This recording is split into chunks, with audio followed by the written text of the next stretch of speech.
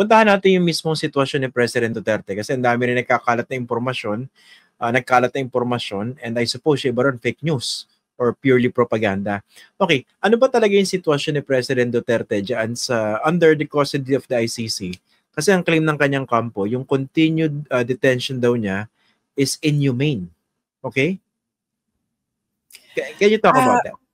Well, one, I don't have personal knowledge. I have to say that outright of what's happening. Pero based sa protocols ng ICC. Yes, okay. Diba? So, how do they treat usually detainees? With the highest standards of human rights possible. Kasi when the court was created, they compared all the standards across the countries involved. And they said, oh, anong standard nyo? Kailangan, anong oras ng sunning? 2 hours. O sige, kami rin, ganun. Kailangan klaro. And it's checked all the time by the ICRC. Anytime pwede yung mag-inspect, ano nangyayari dyan. And as well as there's other Dutch laws that apply. And particularly in this case, ang sinasabi ko nga, in terms of medical care, there's confidentiality and patient autonomy. Sagrado sa kanila yan. So for someone detained in the ICC with a medical condition, according to the ICC, they have 24-hour medical care. May nurses for sure, but yung doctor, yun yung i-check ko kung like 24 hours mo siya. Pero definitely, there will be a doctor who can provide basic care.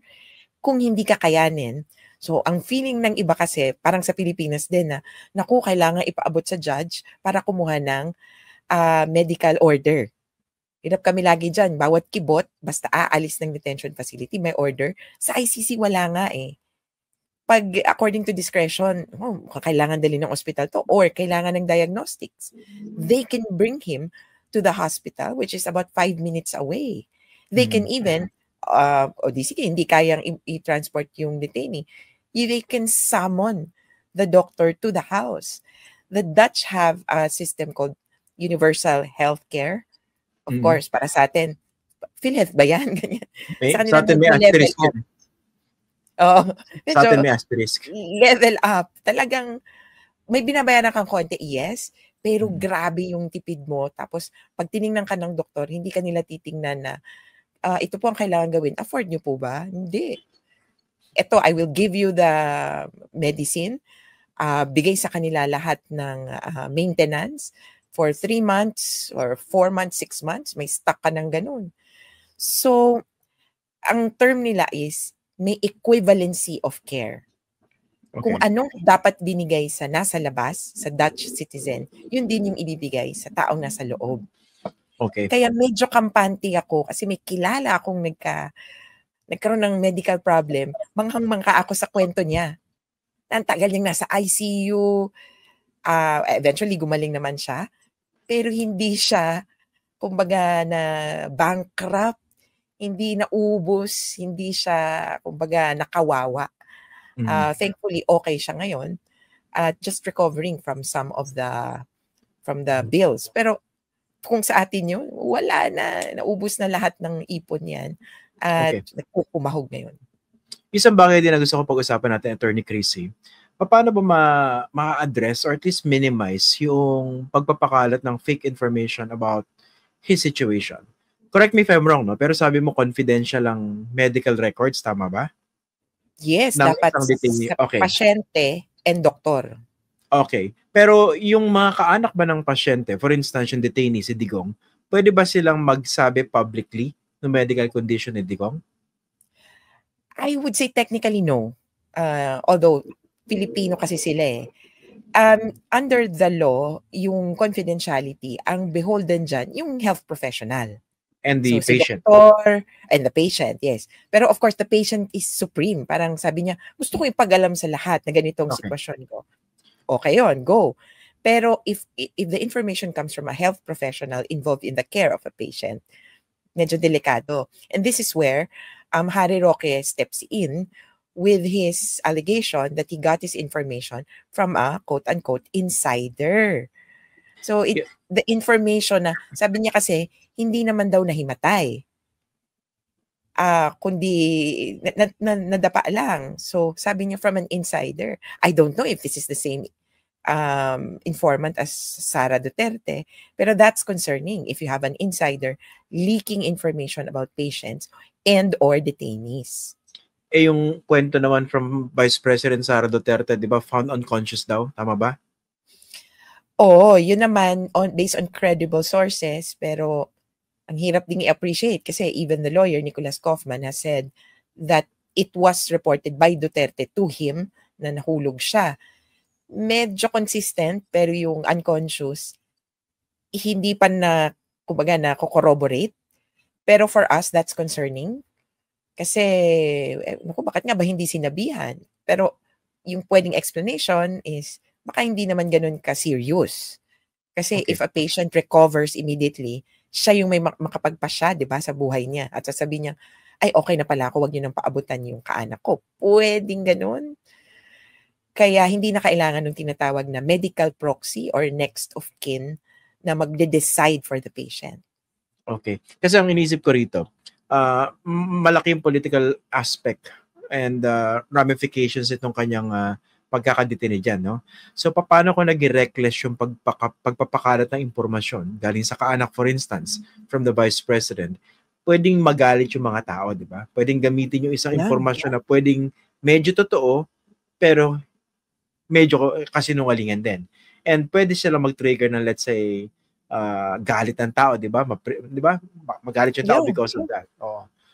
Is there a mechanism on the part of kung may mga protocols ba ang ICC sa ganyan? Or basically, syempre may freedom of speech naman yung mga kaanak. Ganun ba yun? Well, here it feels a little bit, kumbaga, off kasi hindi health professional naman si Sara there from the family members. Tapos baka sabi din Duterte, sige, okay lang namang i-share nyo. So medyo sabit. But for the court, I know that they have been cautioned against talking about what has transpired during their visits. May ganong confidentiality. Kaya yung iba sa kanila hindi na makabisita ng maayos at hindi na pinagsasalita tungkol sa kaganapan. The court detention facility can say that na, wag yung pag-usapan yan. Yung parang gag order, I have yet to see that for other persons involved. Kumbaga, third parties. Pero for the detained, the lawyers, definitely meron. Pero posible na mag-extend yung parang gag order sa third parties. We have yet to see. But here's the thing also. It could very well work against what they're asking for. Nabanggit ko kanina. If they realize na yun nga, magkakagulo, pag dinala nyo pa sa Pilipinas yan, o galit ang mga tao, hindi na yan makakasipot sa hearing, then sorry, you have precisely achieved the opposite of your ask for interim release or house arrest in the Philippines. Dun sa sa welfare check, ano yung totoo doon? Hindi ko alam exactly, pero definitely the rules are, there is a right to consular visits. Supposedly kasi kakampi mo yung embahada mo. You're in a foreign country and your only compatriots, kumbaga, are from the consul, yung immediately na ma-access mo. So they have that right and the consul has that kind of privilege as long as tatanggapin nung detainee.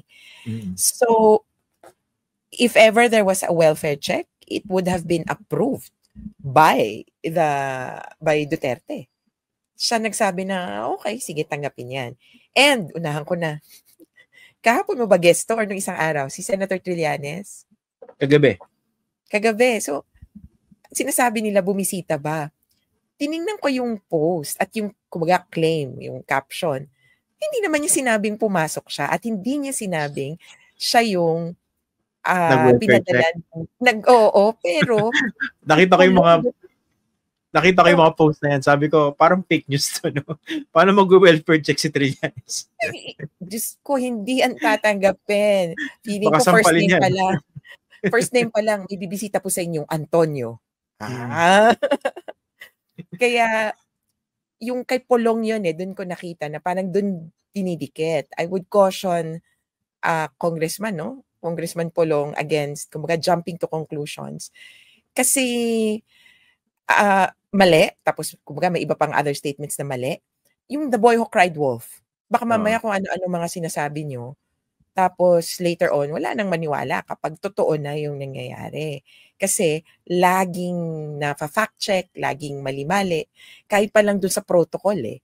How could a former senator, and now there's Robin Padilla's resolution na parang seeking a congressional inquiry, if indeed, pwede bang report na lang yan? Pwede bang, kumbaga, there are so many other things that have to be discussed by the Senate. Ito pa, pag-iisipan, paglalaanan pa natin. Ikaw naman. Kung ano man, well, Robin Padilla yan, napaka-brilliant yan eh. Siguro yun yung the most brilliant thing that he thought of that day. Sorry, number one senator has to be... correct lang kita, Attorney Chrissy. No? Medyo wala kang panama sa brilliance nun. Ay, nako. I'm sorry, no? Batang City Jail. Batang ano lang ako, tabi-tabi. Batang hamog. So, yung mga ganong claims by the politicians, ingat sila kasi it could backfire. I would say, as much as this, the ICC is closely monitoring everything. Mapa-English o mapa-Tagalog na statements ng mga key personnel. Yes. And even for victims' attacks, we've been encouraged to submit to the ICC information about online attacks on victims and potential witnesses. Kaya they're really closely watching. So pati itong mga pronouncements nila Robin Padilla, nila Bato, nila Bongo, itong napaka-hypocritical appeal for humanitarian consideration ni Alan Peter Cayetano, pero nung panahon na siya yung Foreign Affairs Secretary, di ba? Todo tanggol siya rito sa madugong drug war. So lahat siya minomonitor ng ICC. Yeah, at the minimum, it will form context of their investigation. Remember, ongoing yung investigation. And they're always with an eye on, is this in the best interest of the Philippines? In this, in the best interest of justice? Pag nagpatuloy pa ba tayo ng investigasyon, meron bang parang anong feeling sa Pilipinas? The feeling is that they will get, mahirap pa rin talagang makakuha ng hustisya dito sa war on drugs, dito sa Pilipinas. Kaya, well and good. That's why, kumaga back up yung sinasabi ng mga biktima. Please, tulungan niyo po kami dyan kasi mukhang wala kaming ano dito. Back up. Senado mismo, gustong makalaya siya. Ano kayo, defense lawyer? Talaga ako, paisip ako. You have the Senate of the Philippines acting as if it's the defense team of Duterte. Kasi yung very suggestion, what if interim release, house arrest, ganito. It's telling one agency, I have a suggestion for you and I think I can do your job better. Alam mo, yung doktor, dapat meron kang doktor all the time. Gano'n. Parang medyo hindi ganun ka ganda, I think, yung approach.